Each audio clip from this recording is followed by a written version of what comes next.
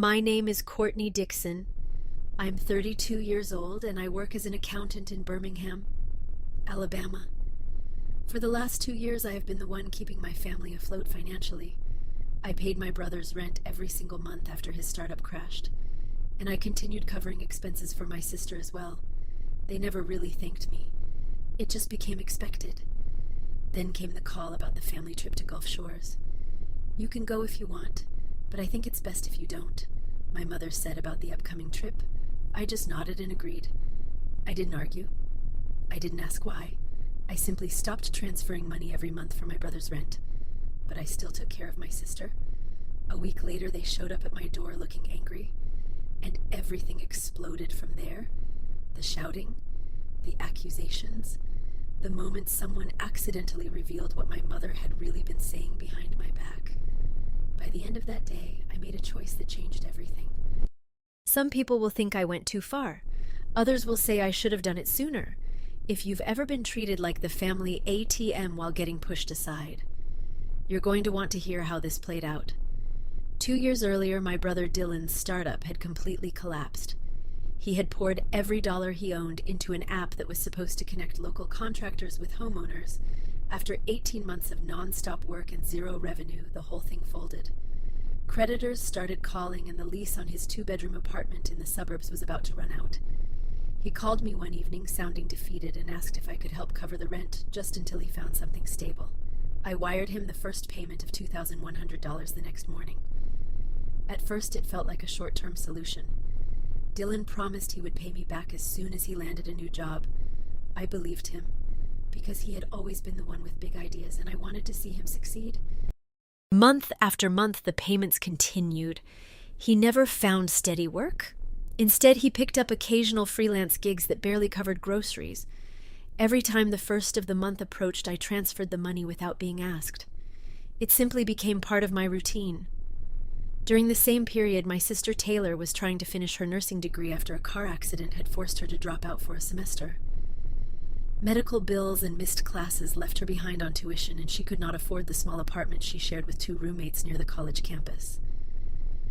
I started sending her money for the remaining tuition and her portion of the rent. Unlike Dylan, she sent me updates about her grades and thanked me every time the payment cleared. Still, I never made a big deal out of it. She was trying to rebuild her life, and I had the means to help. My parents never questioned where the money was coming from. When Dylan mentioned in passing that his rent was taken care of, they simply nodded and moved on to the next topic. My mother would occasionally say things like, "It's good that you're in a position to support your brother," as if it was the most natural arrangement in the world. My father stayed quiet on the subject most of the time, but he never suggested that Dylan should look harder for work or that I should stop helping. To them, my financial support was just another fact of family life, like holiday dinners or Sunday phone calls. I never complained out loud. Yet inside, I started to feel the weight of being the only reliable source of money in the family. Payday at my accounting firm became the day I calculated how much I could spare after my own bills and savings. Friends at work would talk about vacations or new cars while I mentally subtracted Dylan's rent and Taylor's tuition from my paycheck. I began to realize that no one in the family saw me as Courtney the accountant with her own goals. They saw me as the person who could always be counted on to fix the gaps when things got tight. Dylan's attitude slowly changed too. At the beginning, he sounded grateful on the phone. After 6 months, the calls became shorter and he stopped updating me about job interviews. He would simply text "rent due soon" and I would send the money. My mother would mention in conversation how stressed Dylan seemed and how nice it was that he didn't have to worry about eviction. She never once suggested that he move back home or cut expenses. It was easier for everyone if I kept writing the checks. Taylor, on the other hand, remained consistent. She would call me after exams to share her scores and ask how I was doing. When I sent her money for books or lab fees, she always followed up with a photo of the receipt or a quick voice note saying she appreciated it. Those small acknowledgments made the difference even if they were quiet. I never compared the two of them openly, but the contrast sat in the back of my mind every time I logged into my banking app. As the second year rolled around, the transfers had become automatic. I set up a standing payment for Dylan's landlord and another one for Taylor's tuition account. My parents never asked for money directly, but they benefited indirectly when Dylan could join family dinners without worrying about gas, or when Taylor brought home groceries using the extra cash I provided. No one ever sat down and discussed how long this arrangement should last. It just continued because it worked for them, and I had not yet found the words to say it should stop. I started noticing small changes in my own spending. I skipped a weekend trip with colleagues because the extra money needed to go toward an unexpected repair on Dylan's car that he could not cover. I told myself it was temporary. Yet deep down, I understood that the longer I kept paying, the harder it would become to change the pattern. The role of family supporter had quietly become my default position, and everyone around me had grown comfortable with it. By the end of those 2 years, I had transferred more than $50,000 in total between the two of them. The numbers were never discussed at family gatherings. Dylan would show up wearing new sneakers and talk about potential business ideas while my mother smiled and said he just needed one good break. Taylor would mention her upcoming clinical rotations and how much easier things felt now that her bills were handled. I sat there listening and smiling, but the quiet calculation in my head never stopped. That was the reality I lived with every month. The money left my account and life continued as if nothing unusual was happening. No one thanked me in a way that felt genuine and lasting. It was simply expected that I would keep the family financially stable while they focused on their own challenges. I accepted it because they were my family, and because saying no had never been part of our dynamic. Summer had arrived. The family group chat filled with messages about driving down to Gulf Shores for a week. My mother Elizabeth sent the first suggestion with a link to a beach house rental that slept 8 people. She wrote that it would be perfect timing because the rates dropped after the 4th of July crowd left. My father Charles replied with a thumbs-up emoji and said he could handle the driving since the trip was only 3.5 hours from Birmingham. Dylan jumped in right away, saying he had not had a real vacation in years and that the change of scenery would help him think about his next business move. Taylor added that she had a few days off from her clinical rotations and could join if everyone else was going. The messages kept coming for the next 2 days, with everyone confirming dates and asking who would bring what. My mother called me on a Tuesday evening while I was still at my desk finishing quarterly reports. She sounded upbeat and launched straight into the details. She listed the house amenities, the distance from the beach, and the restaurants nearby that served fresh seafood. Then she paused for a moment before saying the words that stopped me cold. "You can go if you want, but I think it's best if you don't," my mother said about the upcoming trip. I held the phone to my ear and listened without interrupting. She continued talking about how the house had limited space and how Dylan needed room to relax after everything he had dealt with lately. She mentioned that Taylor had been studying so hard and deserved the break too. I stayed silent on my end. I did not ask for an explanation. I did not push back. When she finally asked if I was still there, I simply said, "Okay," and that I understood. The call ended a few minutes later after she reminded me to let her know if I changed my mind. I set the phone down on the table and sat there for a long time. The decision formed clearly in my mind while the fan in the living room hummed in the background. Starting next month, I would stop the automatic transfer that covered Dylan's rent. I would not send any more money for his apartment or his car payment or any of the small extras that had piled up over time.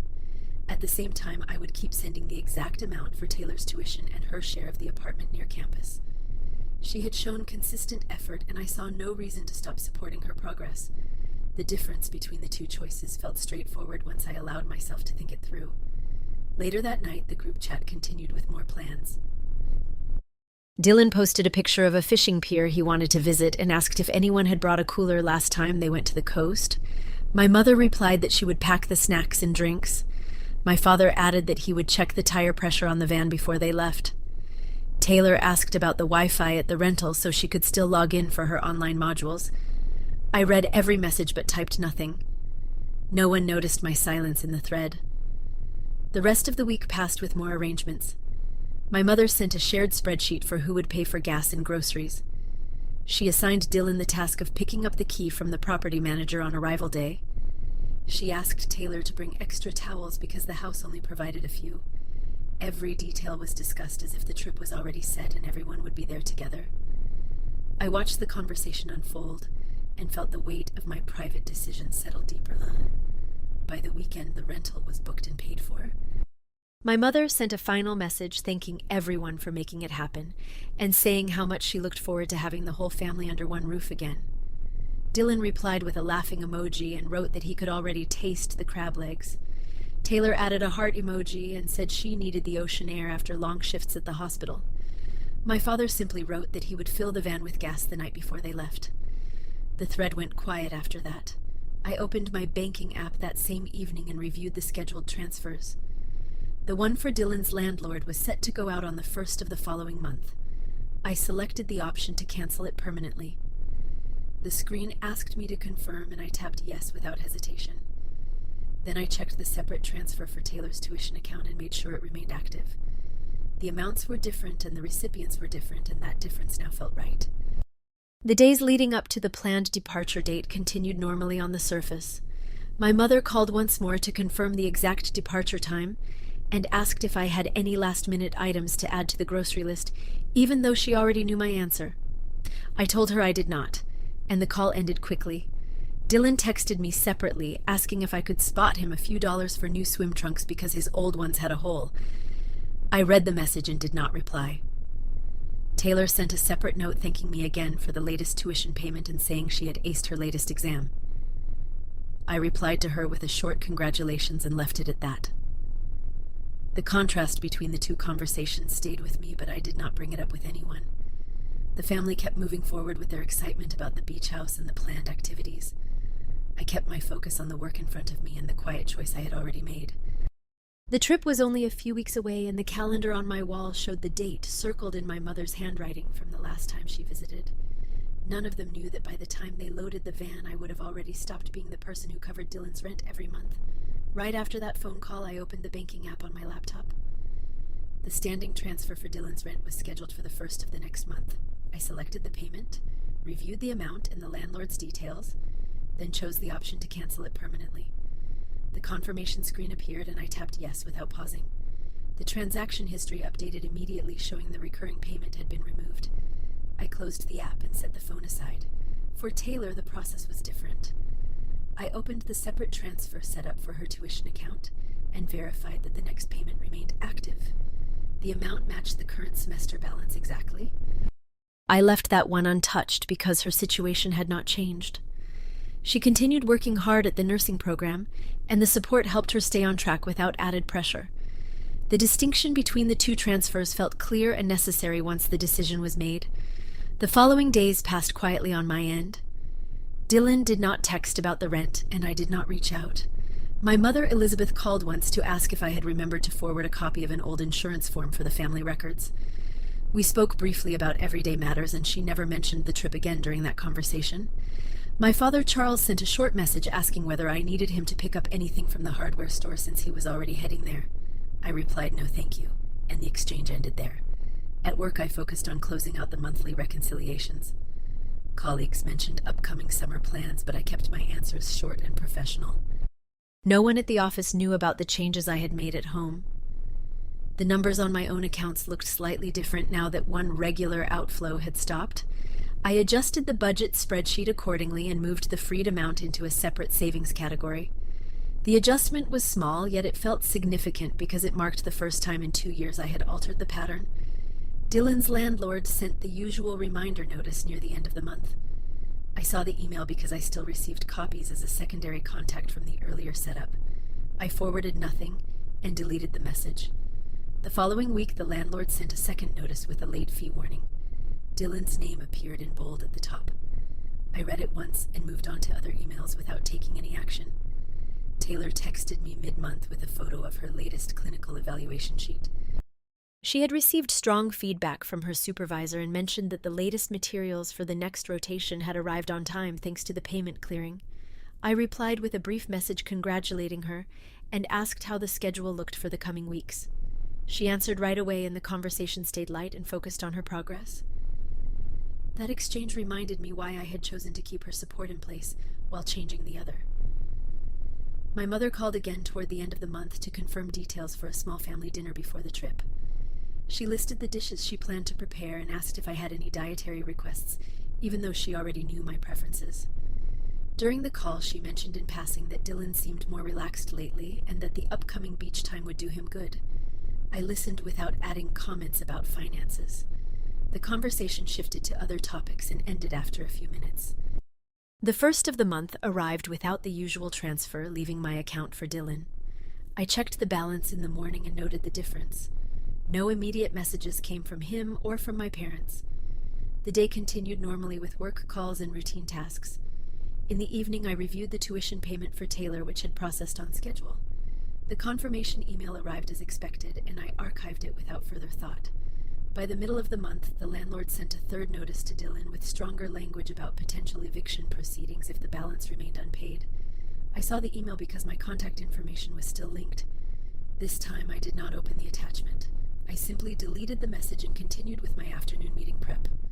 The absence of any outreach from Dylan suggested he had not yet realized the change or was waiting to see what would happen next.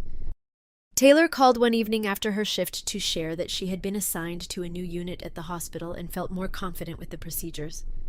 She thanked me again for making the semester possible and said the reduced stress from the financial side allowed her to focus on learning. I told her I was glad to hear it and asked a few questions about her patients. The call lasted longer than usual and felt natural because the support for her remained consistent. My father left a voicemail asking if I could look over some paperwork related to their property taxes since I handled numbers for a living. I returned the call the next day and walked him through the forms without mentioning anything else. He sounded appreciative and the conversation stayed practical. Neither of us brought up Dylan or the upcoming travel plans. As the month drew to a close, the pattern of silence around the rent continued. Dylan had not contacted me directly, and my mother had not asked any follow-up questions. I continued my daily routine at the accounting firm and maintained the separate support for Taylor. The decision I had carried out felt steady now that the first cycle had passed without reversal. The family moved forward with their preparations while I observed from a distance that grew slightly wider with each passing day. I followed through on my decision the very next morning. I opened my banking app before I even poured my first cup of coffee. The scheduled transfer for Dylan's landlord sat right there on the screen, set to leave my account on the first of the month. My finger hovered for only a second before I tapped cancel and confirmed the change. The app asked if I was sure, and I tapped yes again. That was it. No big speech, no second thoughts in that moment. The payment simply disappeared from the list of upcoming bills. Later that same day, I checked Taylor's tuition account and made sure the transfer for her next semester remained active. I adjusted the amount slightly to cover an extra lab fee she had mentioned in her last text. The money left my account without any drama. Taylor sent me a quick message a few hours later saying the payment had posted, and she was already registered for her clinical hours. I replied with a thumbs up and left it at that. Dylan's side of things started showing up almost immediately. By the middle of the week, his landlord emailed him a late notice. He forwarded it to me without any explanations, just the attachment and a single question mark. I read it once and did not reply. The notice listed the exact amount he now owed plus a late fee. I knew the number because it used to be the one I covered every month. He sent another text the next day asking if I had seen it. I left that one unread. The following Monday, another notice arrived, this time from the property management company. It warned that if the balance was not cleared by the end of the month, they would begin the eviction process. Dylan called me that evening. His voice sounded tight, like he was trying to keep it casual but failing. He asked if I could help out just this once because things were tight after the startup mess. I listened without interrupting. When he finished, I told him I could not. The line went quiet for a few seconds before he hung up. I kept my routine steady after that. I went to work, finished my reports, and came home to the same apartment I had lived in for years. Each time I opened the banking app, I saw the empty slot where Dylan's payment used to sit. The number in my savings account looked a little higher than usual, and that small difference felt strange at first. I had grown so used to watching the balance drop by the same amount every month that seeing it stay steady almost made me pause. Taylor texted me midweek about a group study session she had joined and how the extra lab supplies were helping her stay on track. She mentioned that one of her professors had praised her latest assignment. I sent her a short note saying I was glad things were going well. She replied with a photo of her notes covered in highlighter and a smiley face. The exchange felt normal, the kind of quiet support that had always been there between us. Dylan's messages kept coming, each one a little shorter than the last. He sent a screenshot of his bank balance showing it was lower than he expected. He asked if I remembered the agreement we had made when his business first failed. I read every word but did not answer. Another text arrived 2 days later listing all the bills he now faced without the rent covered. I scrolled through it once and closed the screen. My mother Elizabeth called on Thursday afternoon while I was driving home from the office. She asked how work was going and then slipped in a comment about how stressed Dylan seemed lately. She said he had mentioned something about the rent and wondered if I had heard from him. I kept my answers short and neutral. She did not press the issue, but the tone in her voice told me she already knew the payments had stopped. I ended the call before she could circle back to the topic. The days continued like that, one after another. I watched the calendar move closer to the end of the month and knew Dylan's landlord would not wait much longer. A final notice showed up in his email with a clear deadline and the threat of legal action if nothing changed. He forwarded it to the family group chat this time. My father Charles reacted with a single question mark. My mother Elizabeth wrote back asking what the plan was now. I read the thread but typed nothing. Inside, I felt a mix of things I had not expected. There was relief in knowing I had finally drawn the line, but there was also a quiet unease that settled in my chest every time my phone lit up with another message from Dylan. I had spent 2 full years making sure he had a roof over his head, and now that safety net was gone. The choice felt right when I made it. Yet carrying it out day after day brought its own weight. I reminded myself that Taylor was still moving forward and that the difference in how I treated them was based on effort, not favoritism. That thought helped steady me. I started noticing small changes in my own budget too. I added a little more to my retirement account and even looked at a weekend workshop my company was offering. Those options had always been there, but I had never taken them because the money always went elsewhere first.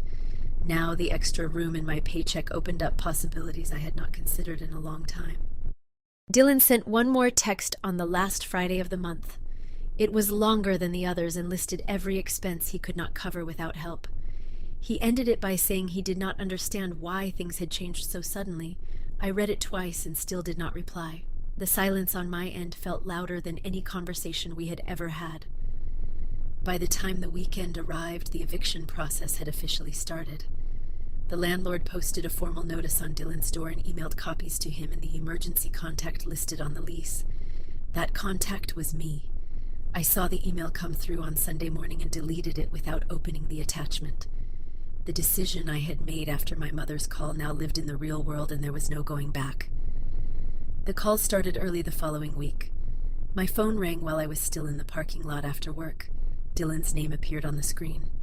I let it go to voicemail. Within minutes, a text came through asking why I had ignored his earlier messages about the rent. Another call followed right after from my mother Elizabeth. I answered that one. She opened by saying Dylan was in a real bind and needed the rent covered immediately. Her voice carried that familiar mix of concern and expectation. I listened as she listed the late fees and the landlord's warnings. When she paused, I told her the payments had stopped and would not resume. The line went silent for a beat before she asked what I meant.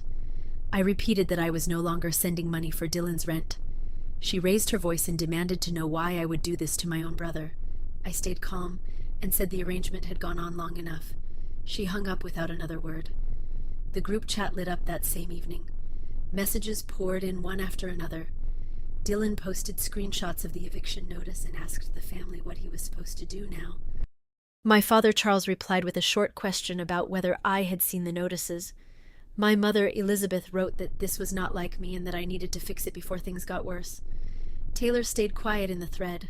I read every message but did not type a single reply. The notifications kept buzzing until I put the phone on silent. Individual calls came in waves over the next 2 days. Dylan called 3 times on Tuesday, each message on voicemail growing more frustrated. He accused me of leaving him to deal with the consequences alone after promising to help. My mother called again on Wednesday morning and launched into a list of every time she claimed I had been helped by the family in the past. She brought up old stories about college tuition and car repairs from years ago as if they balanced the scales. I let her speak until she ran out of examples, then reminded her that the current situation was different. She told me I was being selfish and ended the call abruptly. My father Charles called later that afternoon. His tone was quieter than my mother's. He said the whole family was worried and asked if we could sit down and talk it through like adults. I told him there was nothing left to discuss about the rent. He sighed and mentioned that Dylan had already missed 2 shifts at a temporary job because of the stress. I did not respond to that detail. The conversation ended with him saying he hoped I would reconsider before it was too late. The group chat continued without me. Dylan posted updates about packing his belongings and looking for storage. My mother, Elizabeth, suggested he move back home temporarily while he sorted things out. My father, Charles, offered to help load the truck. Taylor finally chimed in with a short message asking everyone to calm down. No one mentioned the upcoming trip to Gulf Shores in the thread, but the tension hung over every exchange. By Thursday, the calls had turned into a coordinated effort. My mother, Elizabeth, called first, then immediately added my father to a three-way call. They both spoke at once, repeating that family meant supporting each other through hard times. Dylan joined the call a minute later and started listing all the bills that had piled up since the payments stopped. I stayed on the line without saying much. When they finished their points, I simply repeated that the decision was final. Dylan shouted that I was ruining his life. My mother, Elizabeth, told me I would regret this. My father, Charles, tried to mediate, but his words got lost in the rising voices. I ended the call and blocked the group number for the rest of the day. Taylor texted me separately that evening. Her message was short and careful. She said she had heard the arguments and hoped things would not affect our own arrangement. I replied that her support was unchanged and asked about her classes. She sent back an update about her latest clinical shift and a thank you for the tuition payment that had cleared earlier. The exchange felt like a small pocket of normalcy amid the chaos. The weekend brought more pressure. Dylan showed up at my apartment complex on Saturday afternoon without calling first. He knocked loudly and demanded to talk face to face. I did not open the door. He stood outside for nearly 20 minutes, alternating between pleading and angry outbursts that echoed down the hallway. A neighbor eventually stepped out and asked him to keep it down. Dylan left after that, but not before sending a final text saying the family would not let me ignore them forever. My mother, Elizabeth, called again on Sunday. This time she sounded tired rather than angry. She asked if I had seen the latest notice from Dylan's landlord, and whether I realized how close he was to being put out on the street. I confirmed I had seen it and confirmed again that I would not change my mind. She brought up the family trip once, saying it would be awkward if everyone was upset. I did not take the bait. The call ended with her telling me she hoped I would come to my senses soon. Throughout the week, the attacks in the group chat and on the phone had one common thread. They all treated the stopped payments as a sudden betrayal rather than the end of a long pattern. No one acknowledged the 2 years of consistent support or the lack of any repayment plan. Instead, the focus stayed on the immediate crisis and how my choice had created it. I deleted most of the messages without reading them twice. By the end of the week, the volume of communication had slowed, but the underlying resentment remained clear. Dylan's eviction process moved forward with a court date scheduled. My mother, Elizabeth, sent one last message to the family saying she hoped I would still reconsider before real damage was done. I read it once, closed the app, and went back to my evening routine. The silence on my end had become the loudest response of all. The knock came late on a Wednesday afternoon while I was clearing the kitchen counter. I looked through the peephole and saw the three of them standing there. My mother, Elizabeth, held her purse tightly with both hands. My father, Charles, stood slightly behind her with his keys still in his pocket. Dylan kept shifting his weight from one foot to the other and avoided looking directly at the door. I opened it part way, but left the security chain in place. My mother, Elizabeth, spoke first. She said they had driven straight from their house because the phone calls and messages were not working anymore. She mentioned the eviction paperwork Dylan had received and how the landlord refused to wait any longer. My father, Charles, added that the whole situation had gotten out of hand, and they needed to talk in person. Dylan finally looked up and asked if I was really going to let him lose his apartment after everything. We stayed at the threshold for the first several minutes. My mother, Elizabeth, listed the exact amount now overdue, plus the additional court fees that would apply if nothing changed by Friday. She said the family had discussed it and agreed that I should cover at least this final month to prevent an official record. My father, Charles, nodded and said it would only be a temporary bridge until Dylan secured steady employment. Dylan interrupted to explain that he had already missed 2 job interviews because of the stress and could not focus, while worrying about where he would sleep. I answered each statement calmly without opening the door wider. I reminded them that the support had lasted 2 full years and that no repayment or job search plan had ever materialized. My mother, Elizabeth's face tightened. She countered that keeping score inside a family destroyed relationships, and that blood should count for more than bank statements. My father, Charles, tried to soften her words by suggesting we create a written agreement with monthly installments so everyone felt protected. Dylan leaned closer and said he never expected charity, only the same help I had given without hesitation before. The voices grew louder as the minutes passed.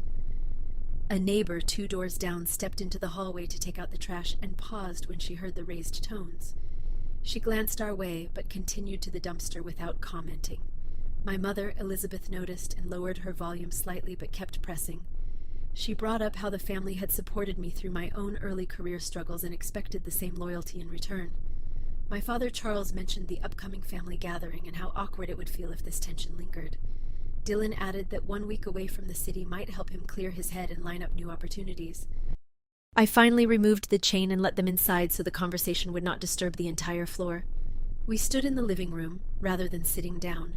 My mother, Elizabeth, paced near the window while describing how Dylan had already started boxing his belongings and asking friends about temporary storage units. My father, Charles, sat on the arm of the couch and proposed that I pay the landlord directly this one time, while Dylan looked for work full-time. Dylan remained standing with his arms folded and repeated that he felt abandoned after relying on the arrangement for so long. The exchange intensified when my mother, Elizabeth, mentioned Taylor and suggested that continuing support for one sibling while cutting off the other created unfair division in the family. I responded that Taylor had maintained consistent communication and progress while the pattern with Dylan had become entirely one-sided. Dylan reacted sharply to that distinction and accused me of using excuses to justify favoritism. My father, Charles, raised his hands and asked everyone to lower their voices before the discussion turned into something we could not take back. Nearly 40 minutes passed with the same points circling back repeatedly. My mother, Elizabeth's eyes welled up as she asked what kind of daughter would allow her brother to face homelessness. My father, Charles, placed a hand on her shoulder but offered no new solutions beyond another plea for me to reconsider.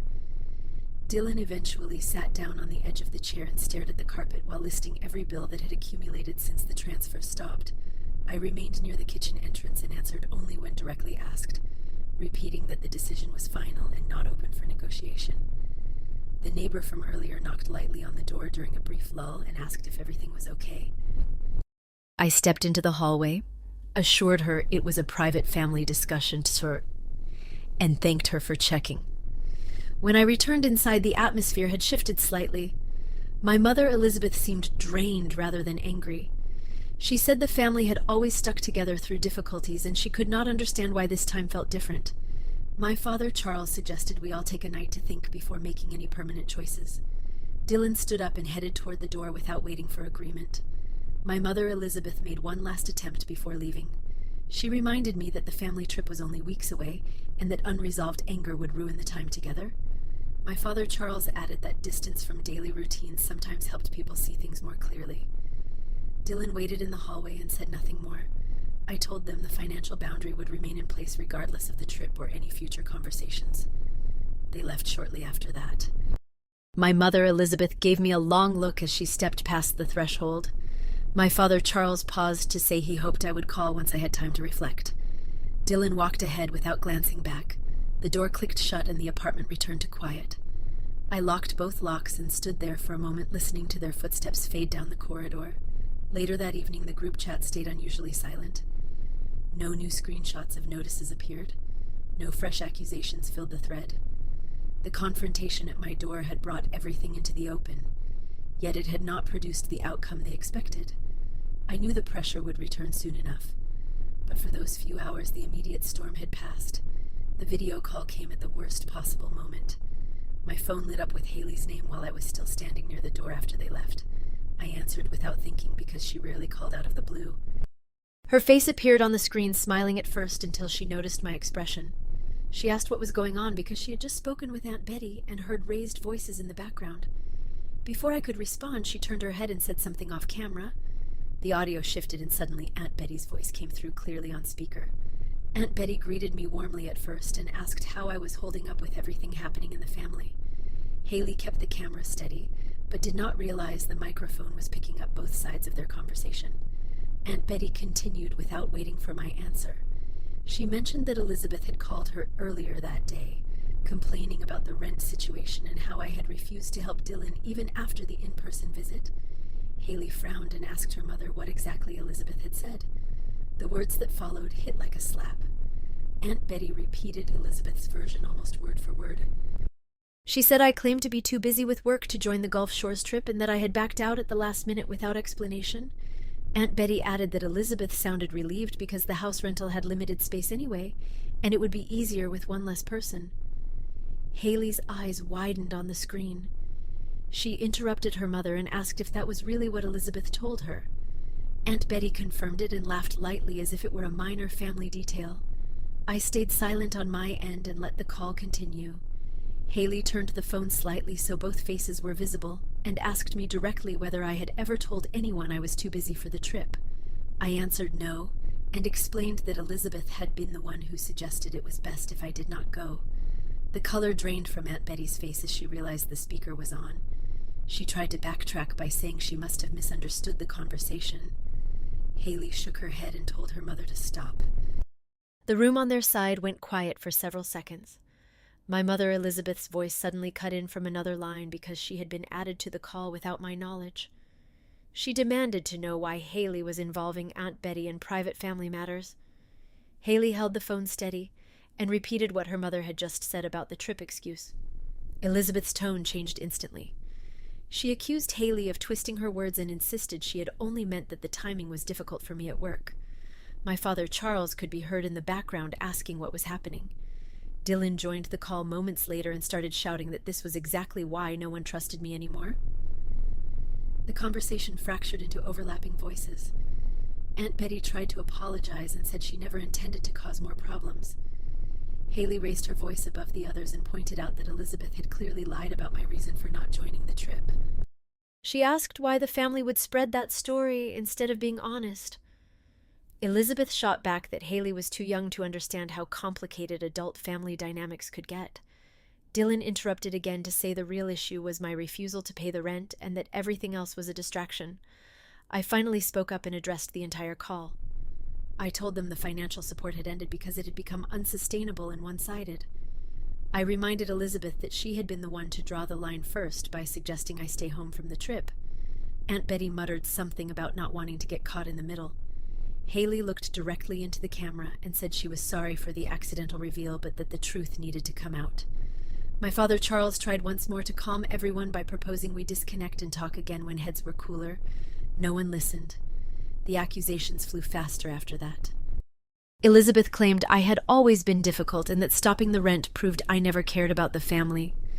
Dylan said he had lost respect for me the moment I canceled the transfers. Aunt Betty quietly excused herself from the call, but Haley kept her on.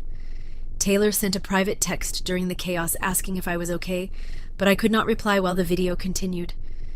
The neighbor from earlier knocked again, this time more insistently, because the volume had risen through the walls. I muted the call briefly to reassure her once more before returning. Haley finally ended the chaos by saying she would hang up if everyone did not stop yelling. The line settled into a tense silence. Elizabeth asked me one last time if I would reconsider the rent now that the truth about the trip excuse was out. I answered that the two issues were separate and that my decision on the money remained unchanged. Dylan muttered something under his breath that the microphone barely caught. My father Charles sighed loudly enough for everyone to hear. The call lasted nearly an hour in total. By the time it ended, Haley looked exhausted and apologized again for how it unfolded. Aunt Betty had already disconnected. Elizabeth and Dylan left the call without saying goodbye. I sat down after the screen went dark and stared at the blank phone for a long time. The high point of the day had arrived not through shouting at my door, but through an accidental video call that stripped away the last layer of pretense.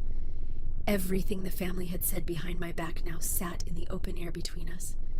The trip to Gulf Shores, the rent, the years of support, and the excuses had all collided in one conversation. I knew the relationships would never return to what they were before that moment.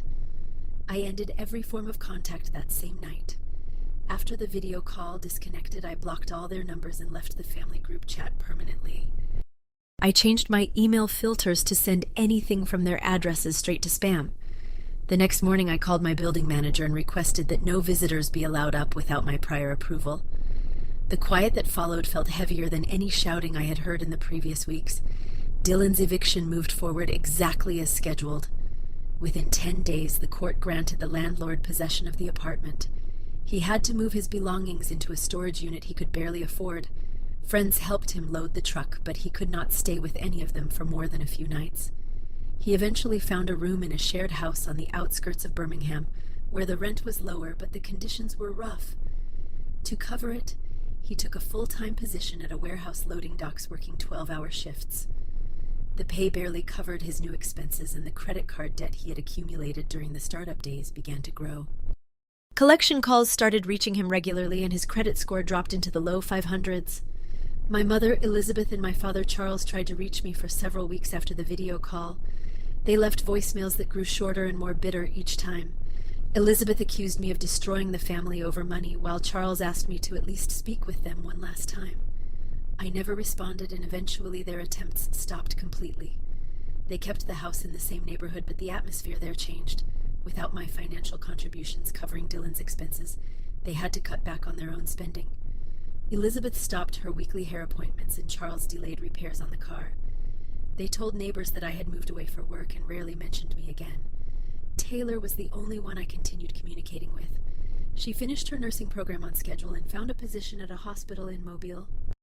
We met for coffee once every few months, but never discussed the rest of the family in detail. She understood the boundary I had set and never tried to push me to reconnect. Her messages remained simple updates about her shifts and occasional thanks for the final tuition payments I had already committed to before the cutoff. 6 months later, I moved to a different apartment on the north side of Birmingham. The new place had better security and a longer commute, but it gave me the space I needed to breathe. I used the extra money each month to increase my retirement contributions, and finally took a vacation I had postponed for years. Work performance reviews improved because I no longer spent evenings handling family crises. Friends at the office noticed I seemed lighter and asked what had changed. I told them I had simplified my life. Dylan's situation continued to decline. The warehouse job exhausted him, and he missed several shifts due to fatigue. His landlord there issued warnings about late rent and eventually gave him 30 days to vacate. He moved again, this time into a smaller studio farther from the city center. The collection agencies added his new address to their records, and wage garnishment began on his paycheck. He no longer talked about starting another business. The golden child who once received automatic support now faced the reality of living paycheck to paycheck without a safety net. Elizabeth and Charles aged noticeably in the year that followed. They attended fewer family functions on Aunt Betty's side because questions about me became uncomfortable. Elizabeth developed high blood pressure and started medication. Charles spent more time alone in the garage working on small projects. Their conversations at home reportedly circled back to the same regret and anger, but they never reached out to me again. The family unit they had counted on fractured along the line I had drawn. I never regretted the decision.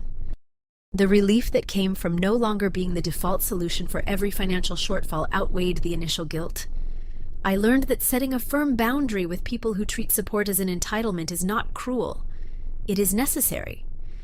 In America, adult children are expected to become self-sufficient.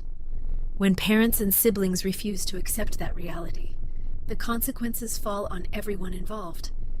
Dylan learned it through eviction and unstable housing.